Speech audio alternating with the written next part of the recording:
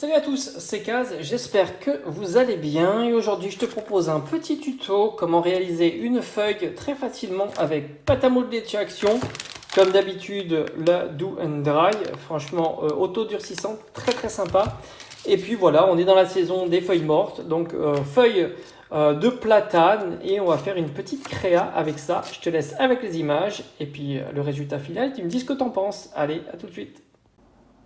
Première étape terminée, donc positionnement de la feuille, tu passes le rouleau tranquillement, pas trop fort pour pas la casser parce que c'est quand même, vu qu'elle est sèche, c'est un petit peu plus compliqué. Voilà, comme ça je fais un petit peu les bords comme ceci, un petit peu comme ceci. Tant c'est pas très grave, tant que les nervures apparaissent bien, c'est le plus important puisque la découpe extérieure, je vais le faire au scalpel ici.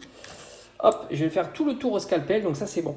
Je l'ai positionné sur un papier comme ça me permet de la manipuler beaucoup plus facilement. Donc l'étape suivante maintenant, ça va être la découpe, donc pas compliqué. Je fais des bords. Après, je lisse, tu sais, la méthode que je t'ai déjà expliquée sur mes précédentes vidéos. Attends, je vais te montrer ça pas à pas. Et après, je lui donne la forme souhaitée.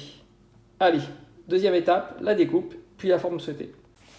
Alors, ça y est, je viens d'enlever la feuille. Donc, c'est côté nervure, évidemment, hein, pour avoir le maximum d'empreintes. Et franchement, c'est super joli. Après, que ça soit un peu sale, c'est pas très grave, tu le sais. L'important, c'est que ça sèche très bien. Donc après, il suffit hop, de découper. Tu vois, ça part très facilement. Regarde, hop, ici, hop, tu vois.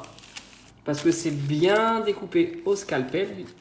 Voilà, dès l'instant que tu découpes bien au scalpel, c'est pas un problème. Regarde, hop. C'est très facile. Une fois que tu as bien fait tes bords, ça s'enlève tout seul.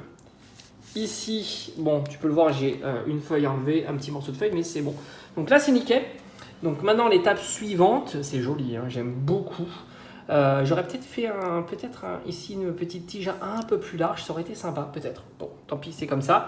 Peut-être le rajouter ou pas. Et maintenant, ce qu'il faut, c'est mettre la forme. Donc, prochaine étape, il faut que je trouve un récipient. Une forme sphérique pour pouvoir épouser une jolie forme. Bon, ben franchement, le récipient comme ça, je trouve impeccable. Vraiment impeccable. Comme ça, tu peux voir l'épaisseur que j'ai choisie. Donc, tu vois une épaisseur qui n'est pas trop fine, mais pas trop épaisse non plus. Comme ça me permet d'avoir encore pas mal de pâte à modeler. Donc là, on est parti pour un bon, je dirais 48 heures de séchage. Et puis après, on verra un petit peu le résultat. Les nervures ressortent très bien. C'est sympa. Et après, un petit passage de ponçage, certainement, sur tout ce qui est bord. Et puis, comme d'habitude, après. Puis, bon, je te montre évidemment les étapes au fur et à mesure. Voilà. Allez, je te dis à bientôt. Je te dis pas à bientôt. Je te dis à tout de suite pour les prochaines étapes. Alors, voici le résultat final. Il est ici. Et bien voilà, le résultat final de la feuille. Enfin, on va dire empreinte de feuille.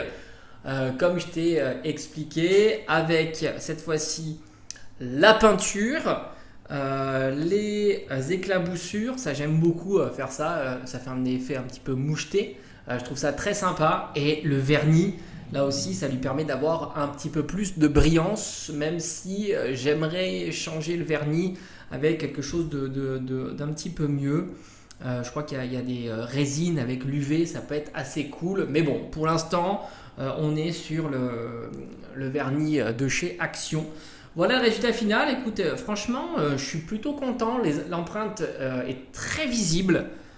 Puis au final, voilà, c'est. Alors l'autre côté, quand tu vois sans l'empreinte, d'ailleurs tu vois la différence, sans l'empreinte ici, avec l'empreinte ici.